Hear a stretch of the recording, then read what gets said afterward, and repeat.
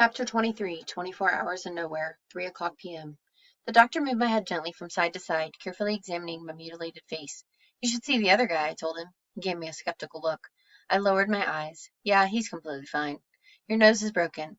Now that was a shock, especially since my nose looked like it had been stapled sideways to my cheek. And then there was the bucket of blood that had come out, and the pain. I'll have to set it.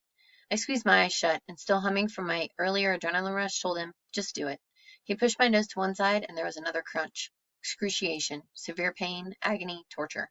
I whimpered loud enough that I was sure Matthew and Rossi could hear me from wherever they were. Whatever gains I had made with my bravery earlier were probably being erased. I swooned to one side, and the doctor held me up. "You okay?" The room spun. I turned my head and vomited on the table. At least it was covered in paper, but I felt bad about not having attempted to make it to the sink or trash can. I wiped at my mouth. "Sorry." "It's okay," the doctor said, like this was a normal occurrence in the emergency room. I guess it probably was. He gave me instructions for caring for my broken nose. A nurse cleaned me up and let me rinse my mouth out in the sink.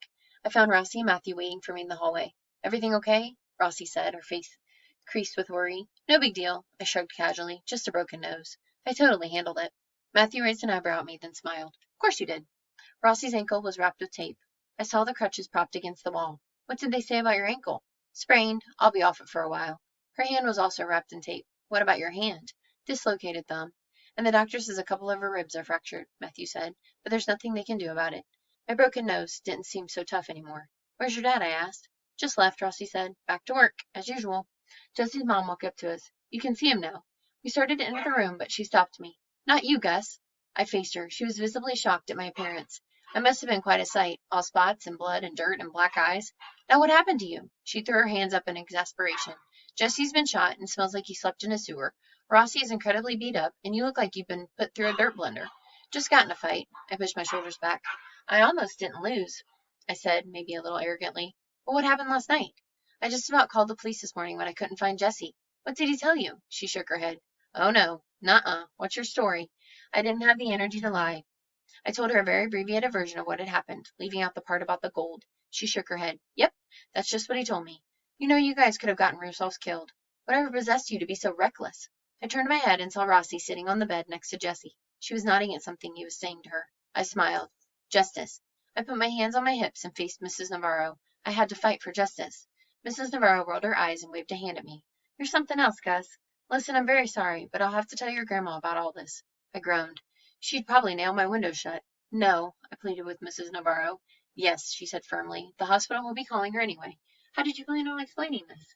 She gestured wildly in my entire body and face. "Kind of hope she wouldn't notice." Mrs. Navarro laughed. "Even if she miraculously didn't notice that you've turned into steak picado overnight, she's going to notice the hospital bill when it shows up in her mailbox." Her face fell. "I don't know how we're going to pay all these bills. Jesse's and Rossi's and yours. None of us can afford this." She closed her eyes and squeezed the bridge of her nose. "I can't even think about it right now." "Don't worry," I said. "We'll figure out a way to pay for it." She raised an eyebrow at me. "We?" I smiled. "It will work out." "I've missed you, Gus." She ruffled my filthy hair, then looked at her hand in disgust. "You really are something else." She wiped her hand off on her jeans. "All right, you'd better go in and see him. He's going to be okay and can leave as soon as they discharge him. Of course you'd think he shot off his entire leg by the way he was acting when he came in here." "Typical Jesse," I said. "Typical Jesse," she agreed. I watched as she walked down the hallway to a desk where a woman handed her a clipboard with some paperwork to fill out. I stepped into the room. The three of them were laughing. "I'm not a whole man anymore, Gus," Jesse announced. "I have a missing limb." I looked in shock at his foot. "But I thought—" "Pinky toe, man," Jesse said with pride, raising his fatly wrapped foot. "I lost my pinky toe. And since it's probably stuck to the wall of the cave, I will just have to go without. You think the girls would dig it?" "Yeah, maybe you can even get a peg pinky toe," I said. Jesse laughed. "Just like a pirate. Arr!" "Or a Viking," said Rossi. "How about you?" said Jesse to me. "Just a broken nose. No biggie." And Rossi kicked Bo's butt. Jesse raised a triumphant fist in the air. "Man, I wish I could have seen it." "It was awesome," I said. "Completely awesome," said Matthew. Jesse smiled and shook his head. "I hate that I wasn't there." Then, unexpectedly, Jesse put his face in his hands and cried. The three of us glanced at one another, not knowing what to do. Rossi patted Jesse's back. "It's okay," she said. "You don't need your pinky toe." "Sorry, guys." Jesse wiped at his nose. "I don't know why I'm crying." He started laughing through his tears. "Just everything that's happened, I guess.